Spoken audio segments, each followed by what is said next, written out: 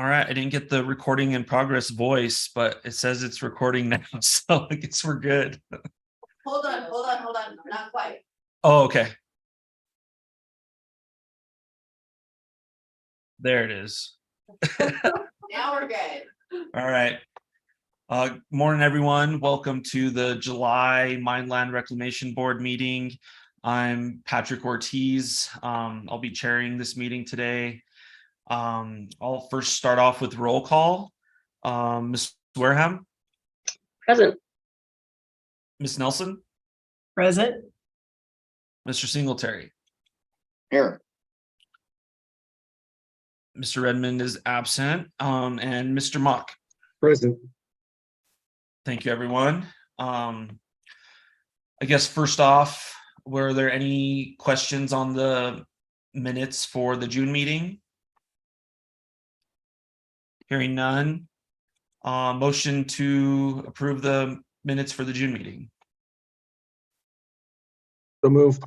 I'll move approval of the minutes. Second. All right. Motion by John and second by Tim. Any more discussion? Hearing none. All in favor? Say aye. Aye.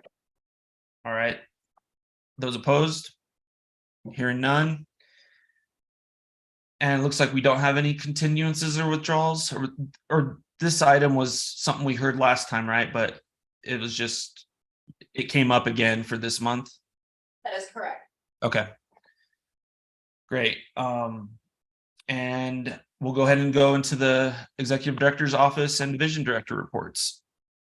Great. Thank you, Mr. Chair. Good morning, members of the board, Director Brannon. Tim Mock, Deputy Director for the Department of Natural Resources. We've got a few updates here. This Monday, the Department of Natural Resources submitted our budget decision items to the governor's office, budget and legislative. So we're working through a budget and legislative session. We don't know what our budget or legislative priorities will be until we've conferred with the governor's office sometime around the October, November kind of time frame. Couple of staffing updates here. Becky Mitchell, formerly the director of the Colorado Water Conservation Board, has officially transferred over to the Colorado River Commissioner full-time position that was created this legislative session.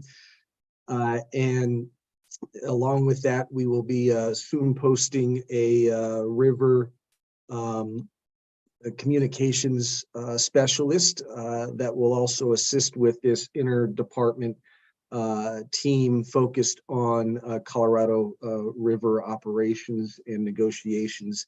The staff will include staff from CWCV, DWR, and the executive director's office. Might have mentioned this last week or last month, but I can't quite remember. We've officially brought on our tribal liaison, Stacy Coleman. She formerly worked for the environmental enforcement section with the Department of Justice for the last 15 years. So looking forward to working with her. And then we have also hired a assistant director for parks, wildlife, and lands.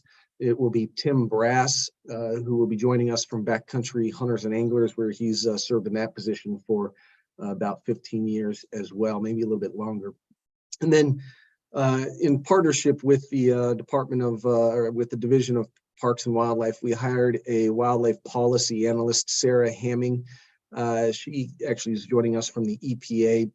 It's a partnership between CPW and DNR to add bandwidth to addressing parks and wildlife issues with legislature during the legislative session, and then working with stakeholders in the off season. Also, the Colorado Water Conservation Board is meeting this week, and they will be interviewing candidates for the executive director position for the organization. Those take place tomorrow afternoon. And then Parks and Wildlife Commission is also meeting this week in Gunnison. Among other things, they'll be considering a pilot testing of the timed entry reservation system at El Dorado Canyon State Park and updating it, the property specific regulations for Fisher's Peak as the park is developed, among other things. last week they announced the fourth round of funding recipients for the Outdoor Regional Partnerships Initiative, working on the Colorado's outdoor strategy. Formerly, I've discussed this as the Outdoor Recreation, Conservation, and Climate Resiliency Plan. The regional partnerships now cover, there's 16 regional partnerships now covering about 51% of the entire state, and we continue to grow that program into a statewide plan. And then our Colorado Strategic Wildfire Action Program, which was created in 2021 and was awarded $17.5 million or appropriated, has been fully awarded to wildfire mitigation, workforce development, and landscape scale projects throughout the state. We also received an additional $6 million in annual funding from the legislature this past session, and then have been funded into the future. So very excited about that. DNR has also been participating in the state's update of the greenhouse gas reduction roadmap, last published in 2021. State's been holding a series of public listening sessions in June and July, and will be holding a series of sector-specific roundtables in late July and early August. And we expect an updated draft of the roadmap to be available for comment in the fall of 2023. And that concludes my remarks. Thank you, Mr. Mock. Appreciate that. Lots of great work going on, it sounds like. Go ahead, Ms. Brannon. Good morning, Jenny Brannon, Vision Director. Nice to see everybody. Maybe one of these days we'll have more of a normal meeting where we're back. We're all back in 318. So we had some disappointing news with the revenue mine, or what's otherwise known as the Array Silver Mine. That operator is leaving, and that operator attempted to get a buyer. That deal fell through, and of course we are bonded. That is why we bond, in case exactly this happens, and we're left holding back, and we are left holding back on reclamation. Not only that, but operating a passive treatment plant.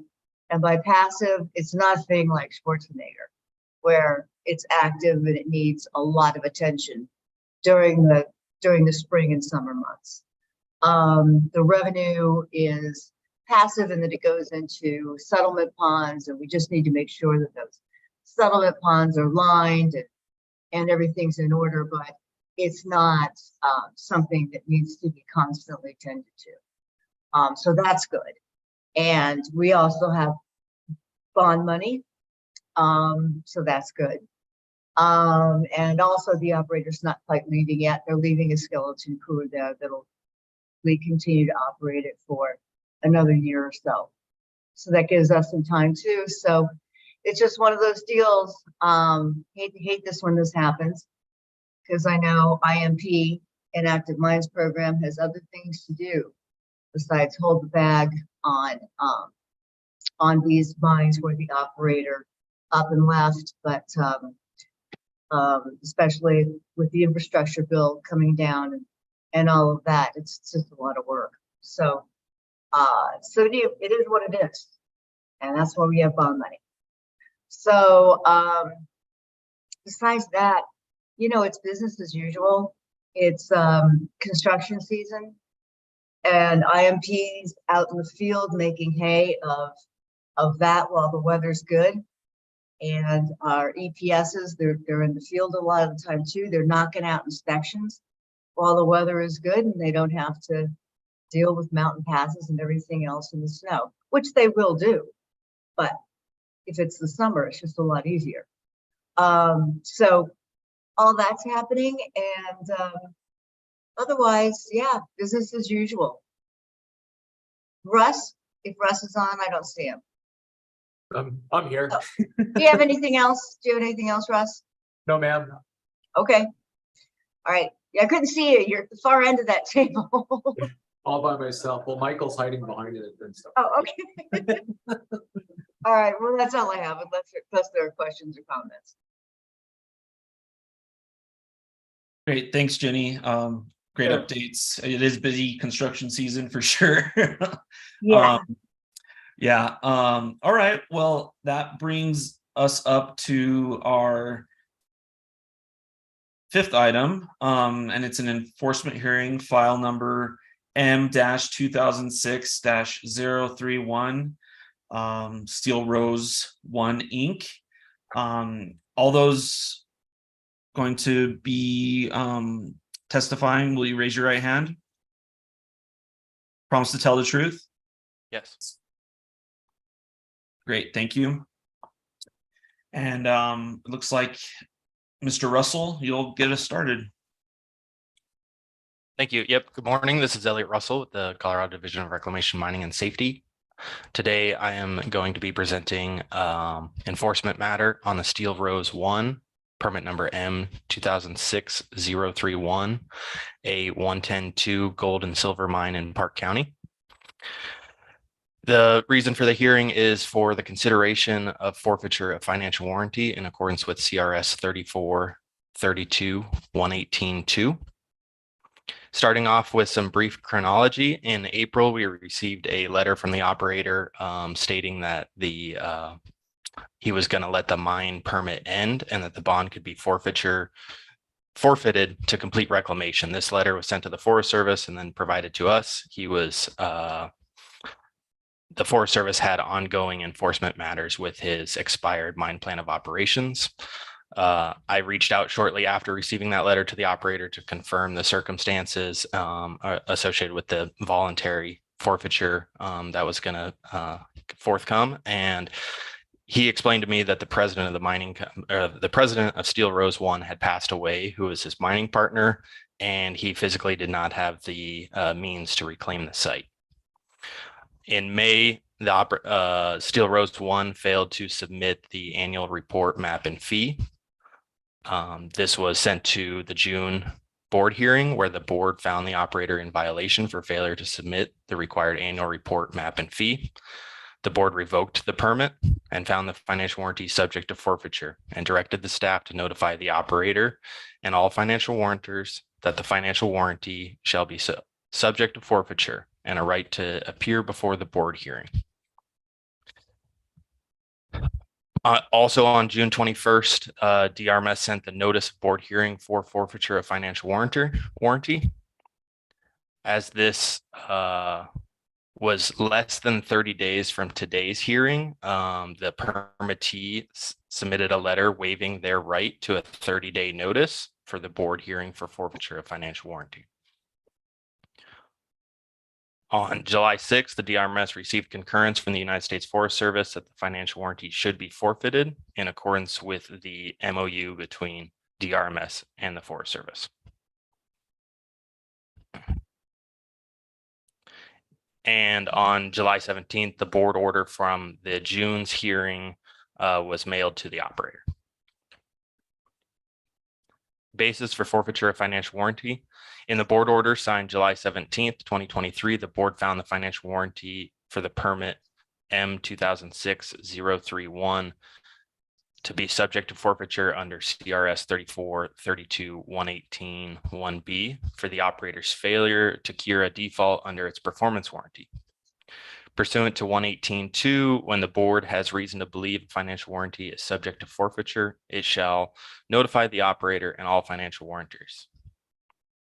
The board shall grant the operator and all financial warrantors the right to appear before the board at a hearing to be held not less than 30 days after the party's receipt of such notice.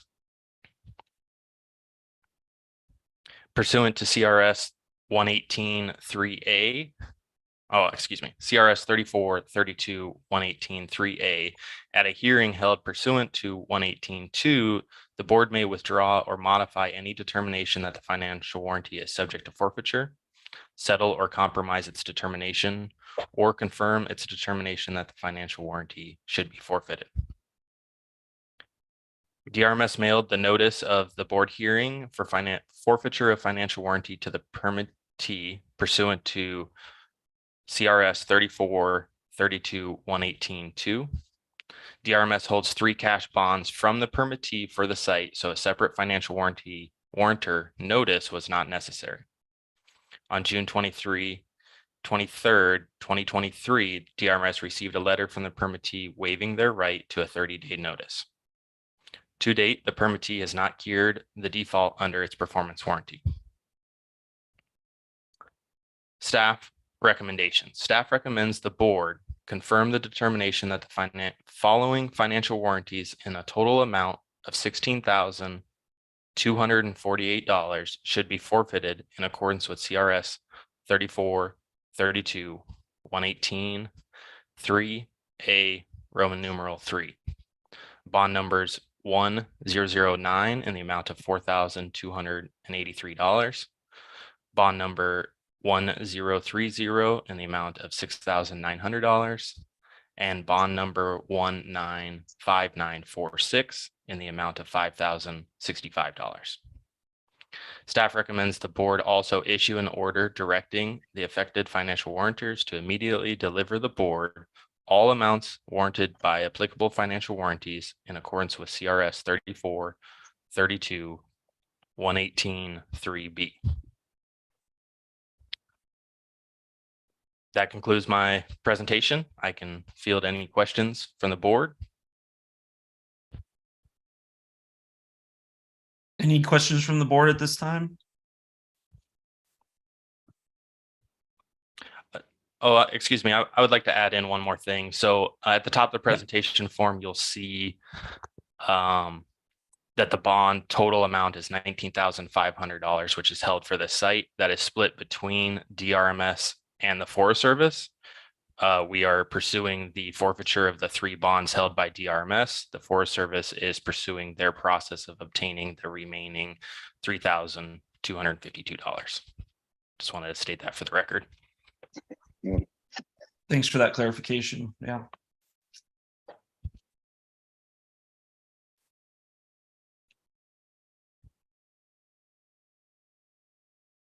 You said it was like a final notice was sent out just a couple days ago.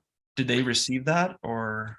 That was the board order associated with last month's hearing. Gotcha. I had spoke to the permittee shortly after the hearing, and he's been aware of the whole process all along, and that is one reason why we had a quick turnaround on the waiving the 30-day notice.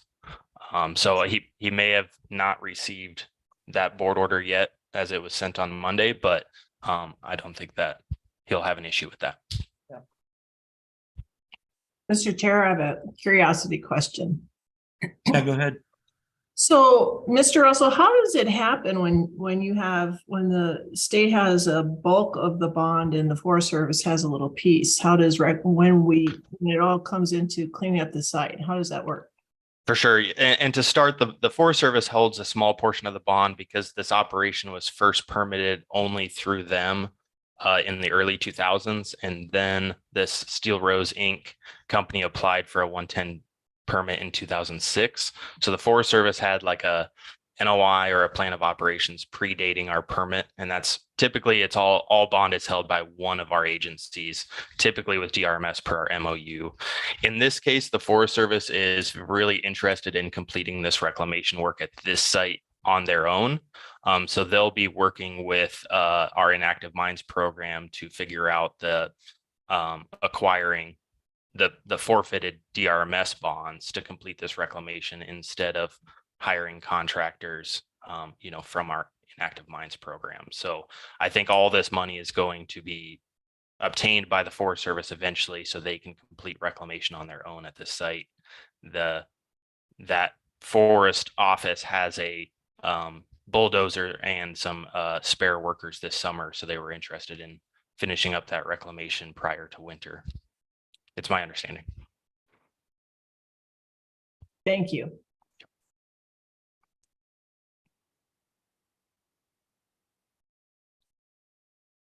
Any more questions?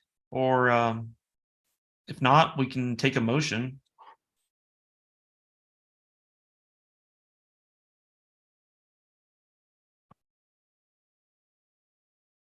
I am happy to make a motion here. It seems pretty straightforward. So I would recommend that the board confirm the determination that the board I'm sorry, that the following financial warranties in the total amount of $16,248 should be forfeited in accordance with CRS 34-32-118, parent 3, parent 8, parent Roman numeral 3, including bond number 1009 in the amount of $4,283, bond number 1030 in the amount of $6,900, and bond number 195946 in the amount of $5,065.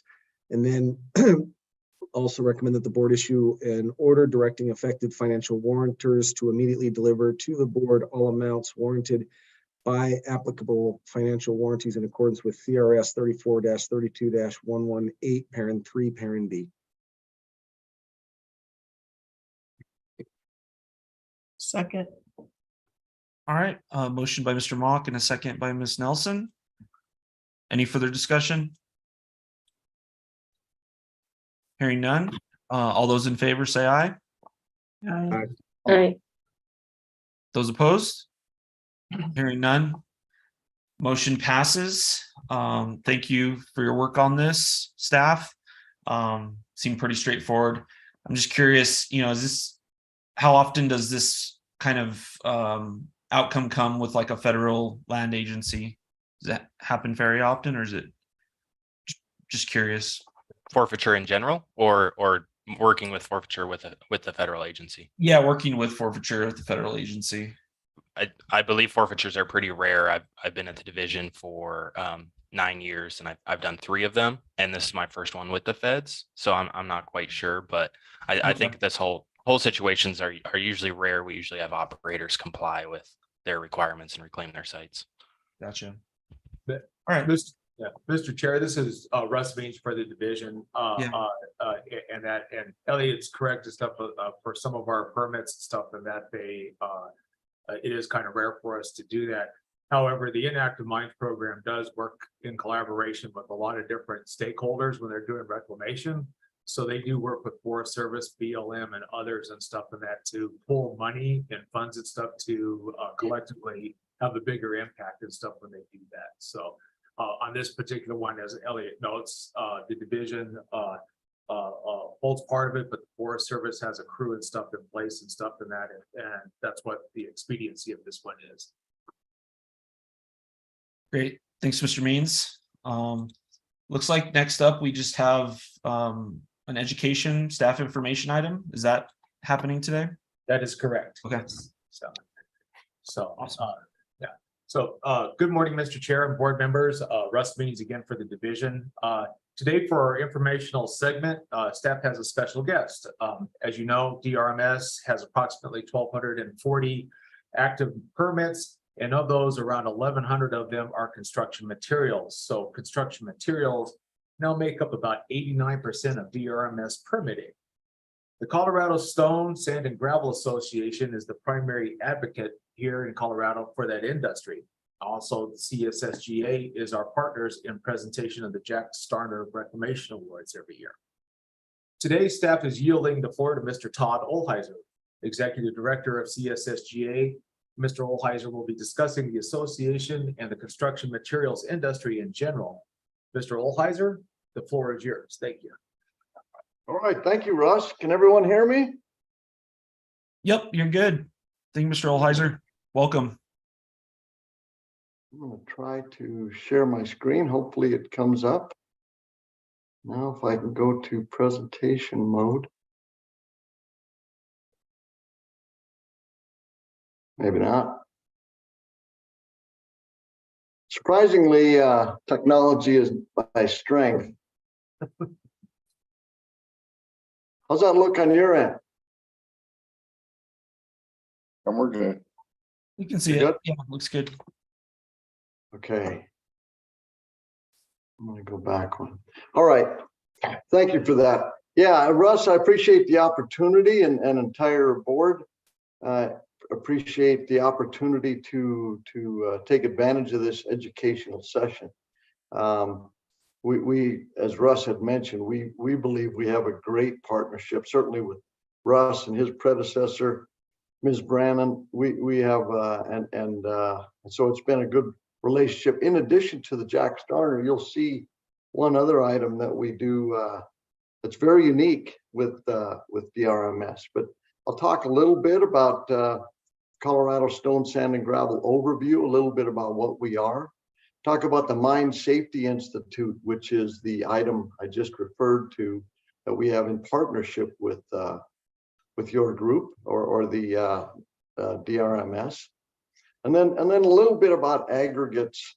Now, I realize to many, I'm preaching to the choir, but I don't, we've got a diverse background of board members here. So I'm just going to walk through a little bit about the construction cycle and so forth, and then any summary and questions. And if you have, it's a relatively small group, so I would say if you have questions as we go, I'm certainly open to that if the chairman is. So a little bit about the Stone, Sand, and Gravel. Our mission, as you can see, is really committed to advancing the policies and regulations which protect and expand the safe environmental responsibility use of aggregates in building our economy. So that's it. It's been around a long time. It's founded in 1956, and the majority of the mining, construction aggregate mining members or producers in the state are our members, make up our membership. Certainly all of the large ones, and just about all of them. Mr. Olhauser, are you advancing your slides? Because we're just still seeing the first slide right now. Oh, really? Wow. Yeah. Let's see. Well, no, I'm still on that slide. Oh, okay. Sorry about that. Yeah. You am I going too slow already? No, you're good. You're just going. Yeah, I didn't know if you were on to the next slide. If you want to hit the little podium symbol there, it can get into presentation mode, I believe. It's like right there by the Zoom at the bottom right. The screen I'm looking at. This is fine too. Sorry to interrupt. My apologies. No, I don't. I did mine shows the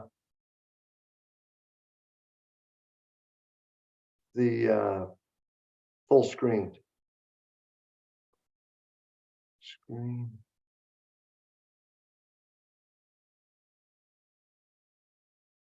going to just try this one more time. What do you, so I apologize, guys, but I rehearsed this and it's not going per that. So do you see now, you don't see presentation mode now, right? No, it's just the PowerPoint, as if you were editing. Yeah. Yeah.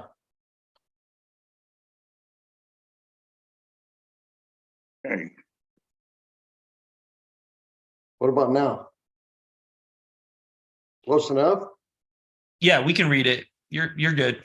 I think I know what you're seeing, and that's the wait, one last thing.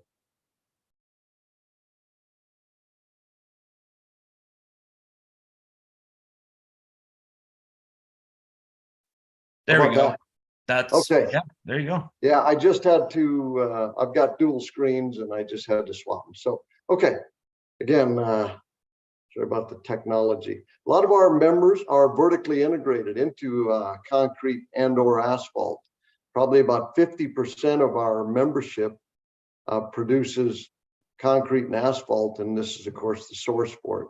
The other 50% just sell to either those type of members or producers. And again, as you would expect, and as you guys know from people coming through in front of the board, it's a combination of family owned and companies that are, across the globe. So let's see here. Should be switching. It's not. It did advance. Okay, there we go. Okay. So we do a lot with alliances. strong supporter of like-minded organizations. That includes the Colorado construction industry and our partners. A lot of acronyms here, but the Colorado Contractors Association, which is basically the vertical, Colorado Asphalt Paving, and of course the Colorado Ready Mix Concrete Association. I oversee the Concrete Association as well out of this office. And we do a lot with the National Stone, Sand, and Gravel. And when we talk about lobbying or doing things like that for the industry at the local level, of course, we've got our partners at the federal level. 4 main components to the Stone, Sand, and Gravel Association. One is safety, and we'll talk about the Mine Safety Institute. Governmental affairs, which we do with not only by ourselves, and we have PACs and so forth, as you can imagine, but we also do a lot through a 527 with the partners across the state that I just mentioned. Land Use and Environmental Committee is very active in dealing with issues regarding that, and then the education and community outreach. This is the only time I will mention this, but we do have we're planning to do 2 upcoming industry tours, and we've always invited the board, and several members have attended. I know staff has attended, and certainly all are welcome, but it's just an educational session. We're going to do one in late August, looks like August 30th in Denver, and then another one down in Colorado Springs. So we will get, once those are pinned down, we'll certainly get something to Russ and Jenny to get that distributed, and hopefully people can make it, or even someone from your offices and so forth, to learn more about the industry. So the mine safety, the learning management system that we have should be up on the screen now, and that's the partnership that we have with DRMS. So MSHA implemented, again, you probably know this, but some may not. I got to move some of my screen here. MSHA implemented the Part 46 training regulations back in the late 1900s.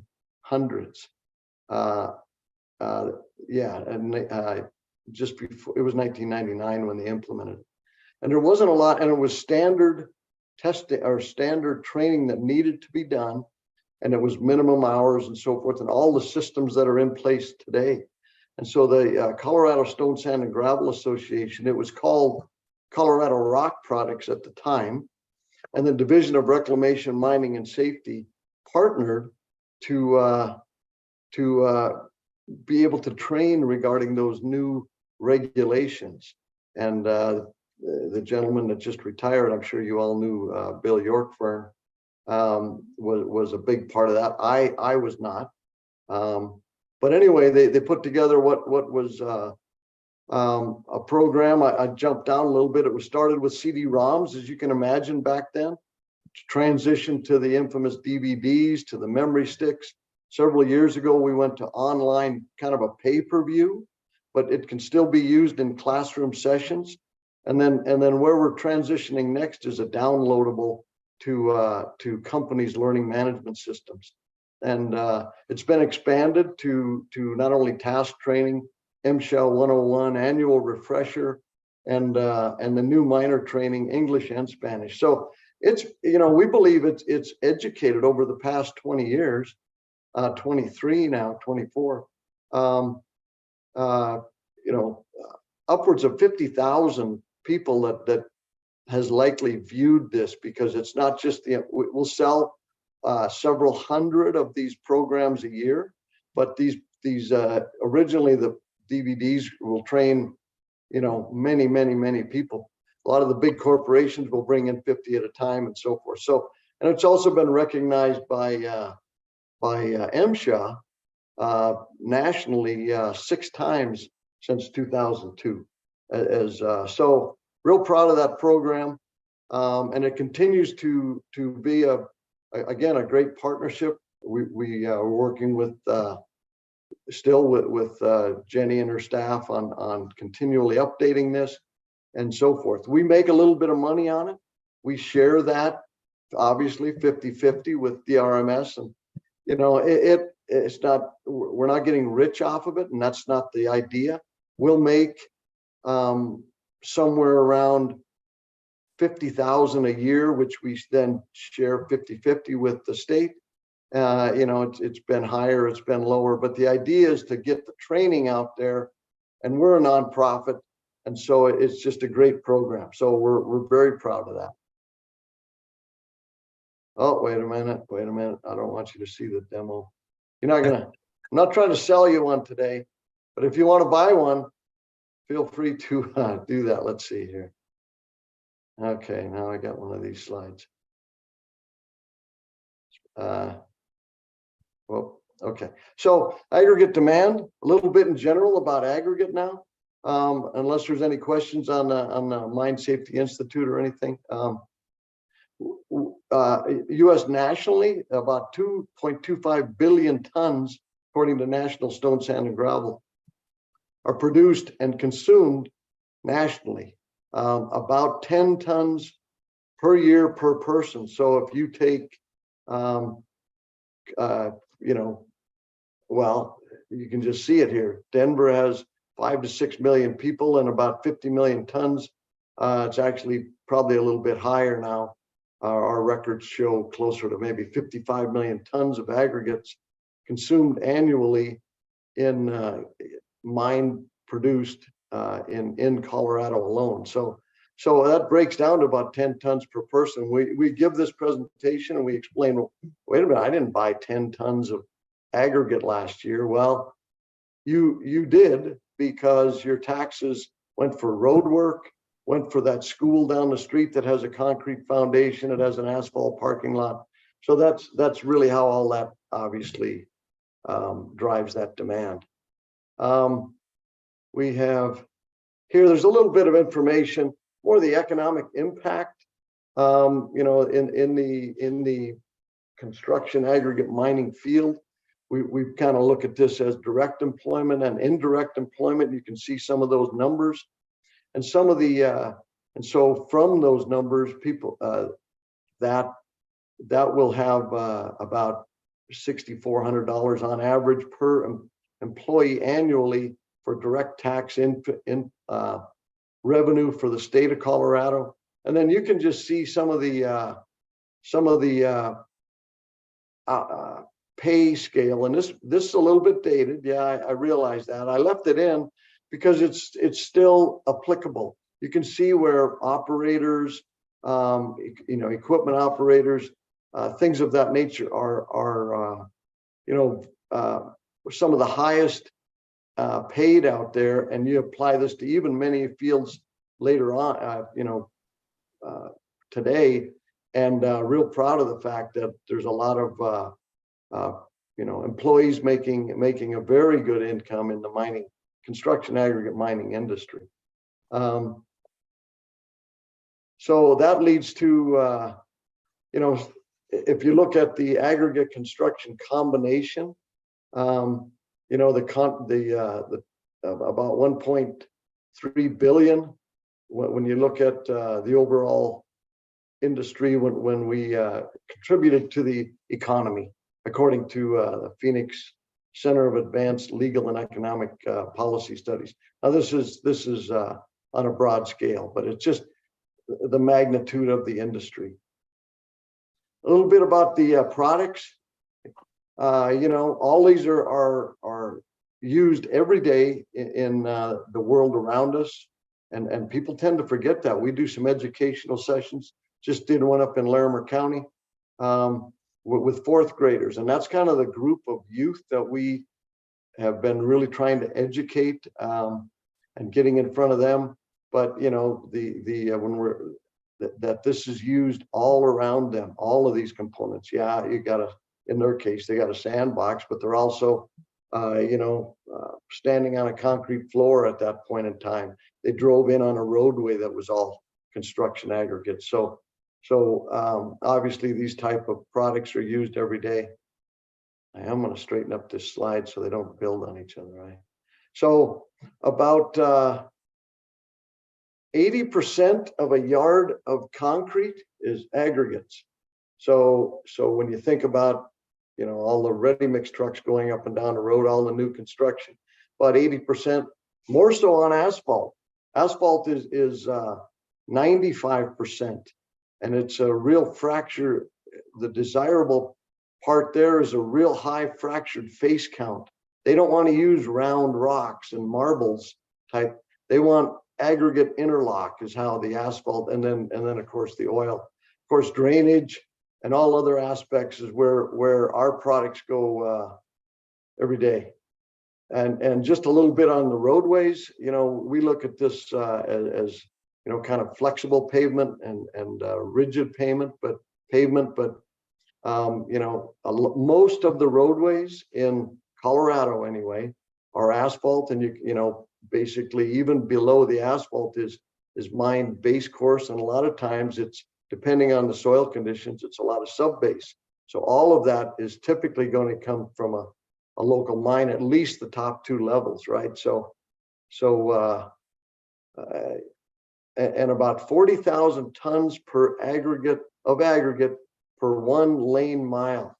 When you look at it in that sense, it's a lot of aggregate. Regarding the production cycle, you know, permitting, and we'll talk a little bit about that, the quarry operations, processing, the sales, and then certainly the reclamation, which is what you guys are helping drive, right? So let's see here. So first off, just in the permitting process, you know, the green fielding, the aspect of the source identified, and what type of rock. Is it going to be hard rock? Is it alluvial? You know, down by the river basins. What's the quality, the hardness, all of the, you know, because not all rock is good rock. The location to the market, obviously, we'll talk a little bit more about that. The permitting process. So a lot of people don't realize, you guys do, of course, but a lot of people don't realize all the permits required from the Corps of Engineers. You know, a lot of times if it's on Bureau of Land Management, there's contracts, environmental assessments, of course, and then of course with the state, the RMS, substitute supply plan, and the air permits, the county, a special use permit, and then down to the municipal in many cases. So a lot of checks and balances, and a lot of hoops to deal with, and so I'm proud to say our groups do that. And at the end of the day, then the assessment has to be made. Well, you know, is it financially? Can I make money on the thing, right? I mean, that has to all make it work. So all that's baked in. When you look at the coring operations, once you're up and running, obviously with the crushed stone, there's a couple of pictures of it here, but that's obviously drilling and blasting, and then the alluvial, a whole different ball game, obviously, where you're mostly dewatering and pulling, trying to get a dry surface to work on, and then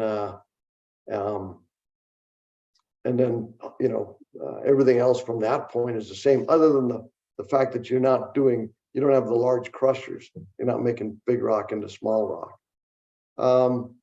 On the processing plant, there's several ways to do that. There's a jaw crusher, cone crusher, you know, several others, including vertical shaft impact. So it's all depending upon the hardness of the rock and the outcome you want. So as I mentioned with asphalt operations, if you want a lot of aggregate interlock and a lot of fractured faces, you're going to want a different crusher than say if you were just having straight concrete feed where you don't necessarily need all that. The screening, several types of screens, obviously conveyors, and then separate but not necessarily in all cases is the wash plants. Then there's a lot of, all your road bases and all those type of things are certainly not washed, but the wash plant is usually your construction aggregate. your concrete aggregate where you need it. You need all that fine material out there so you can get a strong bond. And there's several ways to do that with various types of washers and sand screws, and a lot of assessment goes into that. Regarding the sales process, it's getting it to market then, right? So right here in Colorado, you see everything but ship, right? And I came from ran the Great Lakes division for a global company, and there we used ships on the Great Lakes, or ships and barges both. But here you have trains, mostly trucking, obviously, and it's several types to scale that.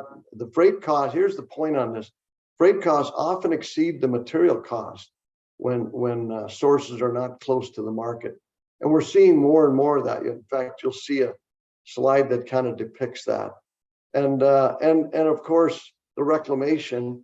And we view this as return the land to beneficial use, and of course you guys do. That's reform, reuse, rehabilitate, restore, and recover. And a big part of the stone, sand, and gravel industry is creating water storage. You see them up and down the Platte River. You guys are familiar with this in your applications that come in, at least in the Front Range, right? But if you just take a look at the water storage, 1.1 million acre feet of water storage, more than the proposed Two Forks Dam project. And this is a bit of a dated number. So there's a lot of water reservoirs that have been created and will continue to be created from these lined sand and gravel sources.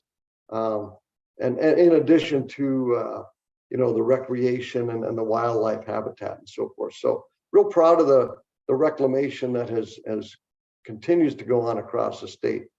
Here's a couple of pictures. These pictures might even be on DRMS website, because I know Jenny and her staff have worked very hard to get a lot of I forget the name of the exact program, but again, a lot of good information on various ways to reclaim and so forth has been done by DRMS and really applied by Stone, Sand, and Gravel members. And a little bit on the supply then, and then I'll wrap this up. But I think a lot of people outside of our industry think, well, it's the Rocky Mountains. It's go get some rock. And of course, as you know, that's not the case. It's very, very difficult to get any more rock mines in the Front Range here. And so alluvial is been a huge part of the new mines and so forth that are done locally. But the material's moving away from Denver. So I have a map here to show that. But as the material moves away, so as once upon a time when all the material was coming out and creating the lakes that Coors Brewery uses now up in Golden, those were all mined out. A lot of those are mined out lakes. It was big rock. It was boulders and so forth up in there. As that material moves downstream and goes up the Platte, the top size you'll see in Greeley is say 1.5 inches. And so, and as you go beyond that, it's sandy and so forth. So the balance becomes the rock then needs to be likely railed in, or there's still certainly some really good mines right here in the Front Range, but you're seeing more railed in and so forth to balance that out, because you have sand now, but you still need the coarse aggregate. And so my last point here on this, without the ability to mine locally, the construction material is going to be negatively affected in many markets. And this is just a slide on the demand. And so if you take the forecast for population in Colorado, this is pretty telling. This shows you, and let's see, the Colorado, these aren't my forecast you know, this is from the, you can see the source down there of the forecast estimate for people. And when you start taking that same aspect into account of the 10 tons per capita, you can see the demand of aggregates is going to continue to climb as well. And so again, just kind of a check and balance on what we produce today isn't going to work 10 years from now. It's not going to work that way. And this is the map I was, let's see here. So the blue depicts the mountains, right? The Front Range and so forth. And then the green along there, the first aggregate, that was really from the 60s and 70s. And we had, you know, I wasn't necessarily here mining then, even though I'm probably old enough, but it was some beautiful rock, beautiful to our industry, right? And then the 60s and 70s, things continued to move downstream. And you can see the 18s and 19s, the 2000s, and you can see what's going on right now. And a lot of the material is out in that area. And then you can see it moving out. And so just remember that as that moves out like that, there's no coarse aggregate in it. It's sandy. It's worn down through obviously the years and the wear of the river and so forth. So just to, you know, again, aggregate population, the population growing, aggregate demand is going to continue to grow, and the material is moving away. And so the check and balance is, again, I know there's some expansions in the Front Range mines. I know there's some rail facilities that are, you know, going to be part of the future as well. In summary, you know, reserves, just what I was just saying, they can continue to come from river basins, but further east, and mostly fine reserves, coarse aggregates, you know, will eventually, long term, you know, 50 years from now, run out from these localized quarries, and there's rail coming in right now. I think you're aware of that. Certainly in Colorado Springs and in Denver. Certainly in northern Colorado, there's rail material coming in. So, but most is supplied by truck, and the materials will shift to the products. There'll be more unique ways to use the products and so forth. So, with that, I would field any questions. I really do appreciate the opportunity to spend a few minutes with you guys. Hopefully, you'd learn a little bit about our industry. Thank you, Mr. Olheiser. That was really informative and interesting. Just seeing the trends and, you know, knowing that more infrastructure, more building, like it'll require more aggregate and more mining in this capacity. So it's great. And, you know, trying to promote that for the general public to understand those pieces as we're, you know, transitioning to more, to sustainable energy and these things happen. All this type of work here is going to be continued and will be critical in creating the future of our infrastructure. So Absolutely. I really like to those dates in August for you know, I guess it's a meeting or site visit that you're doing. What we do is and I know you've had some board members on there before. I know Jill, I saw you earlier. You were on the last one, and there was some others. We usually it's a couple hour session. We usually start with about 11:30 or something like that, and have a lunch and a little bit of a show, a little bit more in depth about mining and things of that nature, and then jump in a bus or a shuttle of some type and go to one of the local operations, usually back by 3 o'clock. So it's a 3.5 hour tour, nothing to do with Gilligan's Island. So Awesome. Yeah, hopefully I'll try to make one of those. It sounds really interesting. Thanks. Yeah, we'll get you the dates or the staff the dates. Okay. Any questions? Ginny, go ahead. Thank you. Mr. Chair, if I may, just a couple comments. First of all, the tour is fun. I mean, it's just a lot of fun. We really have a good time. And it's also very informative. And yeah, just from the regulatory perspective, I'm just tagging on exactly what Todd's been talking about. From the regulatory perspective, construction permits used to come in and, I mean, it was sleepy. Nobody cared. And they'd be approved or not, you know, depending on the application, obviously. But there were very few objectors ever. Now we are finding, as Todd said, we're going into other places, and in some cases, they are less likely places that leave us, you know, near homes of wealthy people, you know, that don't want that. And though that does lead to a lot of, and they don't even have to be wealthy, but often if they are, then they lawyer up and yada yada. And so we're, you know, getting, you know, more and more objections, and not just one or two people, sometimes a couple hundred. So that's becoming a challenge for us from a regulatory perspective, and it's not happening all the time by any stretch of the imagination.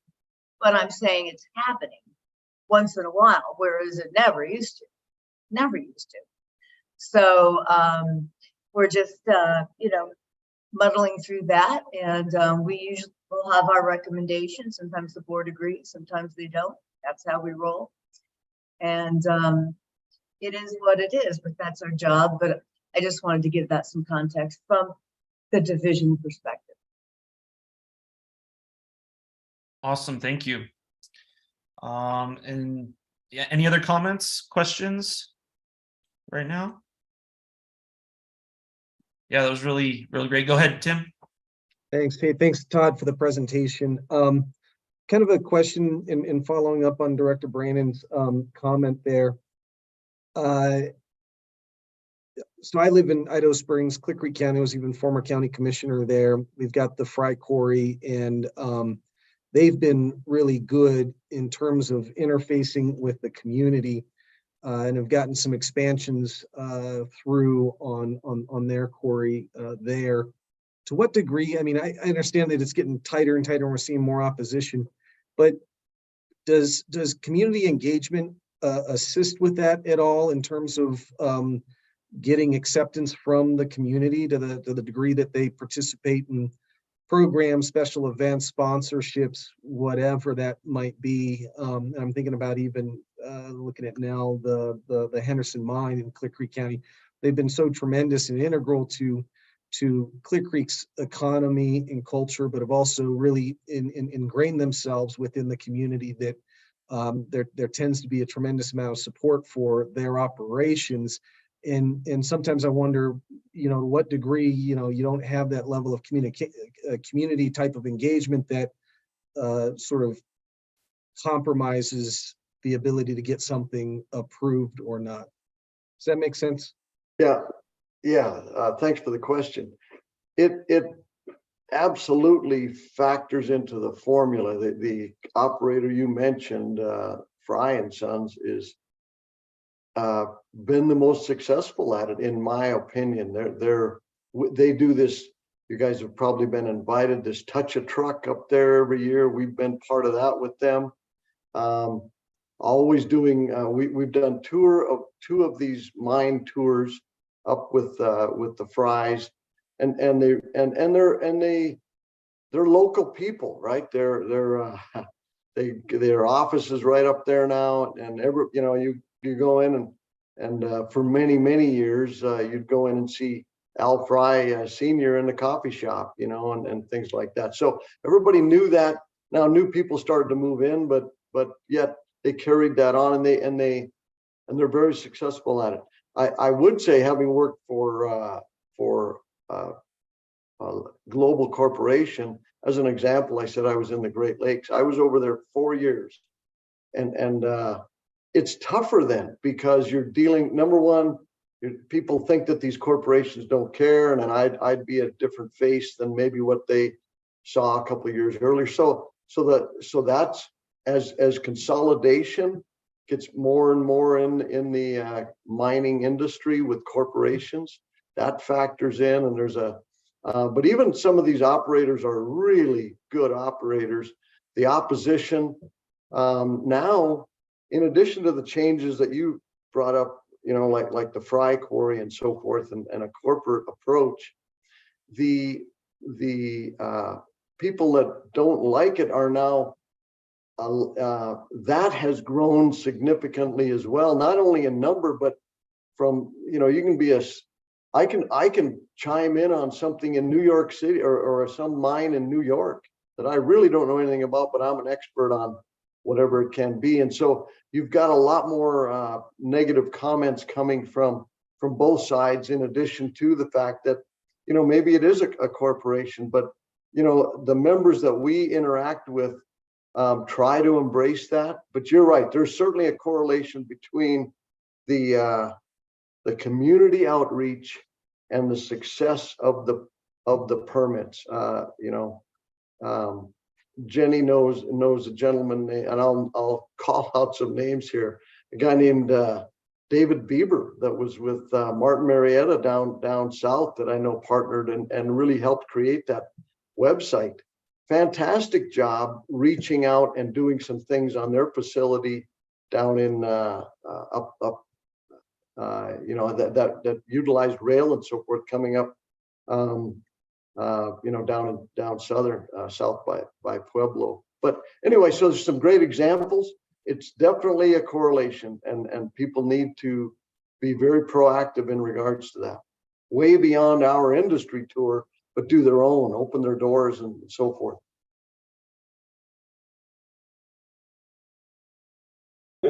Tim, if you don't mind, I think, oh, sorry, Jenna. Go ahead, Jenny. Okay, sorry, I can't find the little hand guy. Anyway, what I was going to say is, just real quick, is absolutely, we encourage operators to do that. Are they required to under statute and rule? No, but it makes common sense. And if they want to make life easier on themselves, that's a great way to do it. And it's everything from kitchen table to town hall. That's Yeah, all. and I was just going to chime in that I think particularly in the construction materials side of things, maybe just based on the number of operators it takes sometimes to run that kind of operation compared to, say, maybe a larger Henderson type hard rock materials, hard rock. You know, it's a capacity piece too, right? I think you have to make a choice as, you know, as an operator to invest in who is that going to be, whether it is the GM going out there and making that part of their job, or it's someone, you know, else that's their actual role. But certainly that's what we're seeing. You know, we participated with the School of Mines on more of an event around, you know, South American operations, but really what you saw was how long it takes to build trust with communities. And, you know, that work, you can't do that work when you need the permit or when you need to do the expansion. You need to do that work well in advance and invest in it well in advance, so that, you know, it's this conversation happening all at once. And, you know, I can completely see why for some of these, the scale of some of these operations, certainly that we see come across, you know, our tables here at the board, it's still a heavy lift, but I think it's definitely where the industry needs to go. It wasn't the fry operation, it was the operation right above them that we were talking about, kind of adjacent to that. Oh my gosh, I can't remember the name. But they did a really nice presentation, and one of their photos was that overpass down there by Kermit's or Three Bears, whatever it's called now, with an Amazon truck going over it, and sort of talking about, like, this is what you're actually supporting. If you want your Amazon deliveries and your I-70 and all these things to work, you need to also support this operation, because that's the Colorado that we're in. And I think the more that we can visually make the connection to Colorado, to how it's beneficial to people here, and make it kind of in layman's terms, would be really helpful. Thank you. Yeah, great, agreed. Go ahead, John. Yeah, I was going to bring this up a little later, but since we have some people with the industry, yesterday or the day before, I got a letter from Martin Marietta exposing they're trying to get an application for a sand and gravel operation. They're about a mile upstream from me on the Arkansas River. And yeah, I really, and you know, and the reason I bring this up is our effort to see that we could get out into the community easier. I got a letter, and certainly I'm way more than 200 feet away, but you know, Martin Marietta was good, and they asked me to get in touch with them and if I had any questions or anything. But I think this is the way we go, and I was surprised, and I feel good about maybe our efforts are starting to bring some of this to be to where people can get the information they need. And so mine was in the mail, and I don't know whether being on board, am I restricted to not talk to them about the permit or what? I mean, I'd kind of like to know, since they're upstream from me, what the hell they're going to do. But Martin Marietta, they're downstream from me. They do a good job.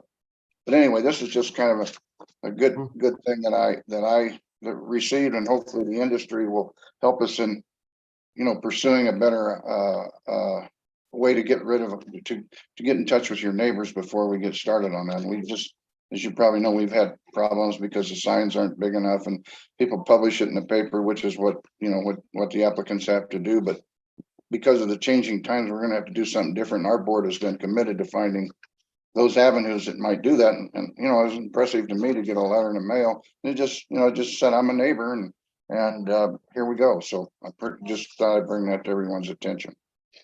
Yeah, thanks for sharing that. And I certainly will get that feedback back at the next or back to the operators in the next board meeting. So thank you. Yeah, and then, Mr. Chair, if I may, I think, again, putting my local government hat on, you know, one of the things is that that impacts our businesses also in terms of road and bridge in our community and the costs that come to us, to the degree that we've got to go further and further away or outside of our community.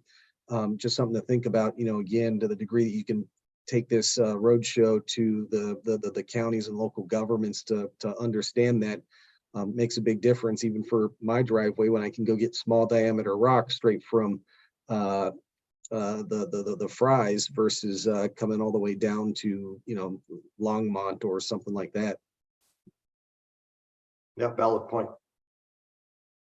Great discussion, everyone. I think this is an awesome thing to look forward to, and kind of, I don't know if you want to call it changing the industry, but maybe just influencing the industry some.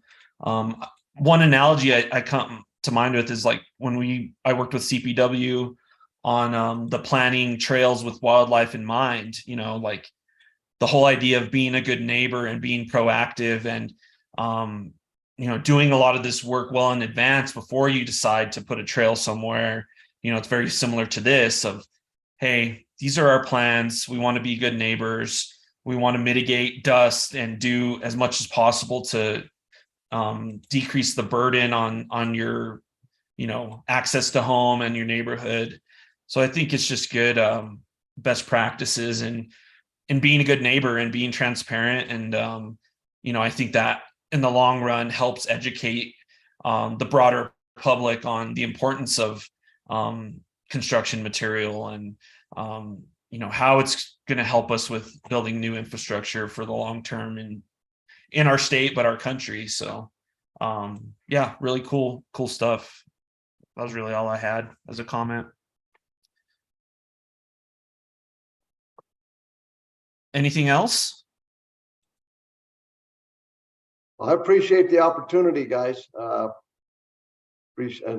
So thank you very much. Yeah, thanks for taking the time to come here.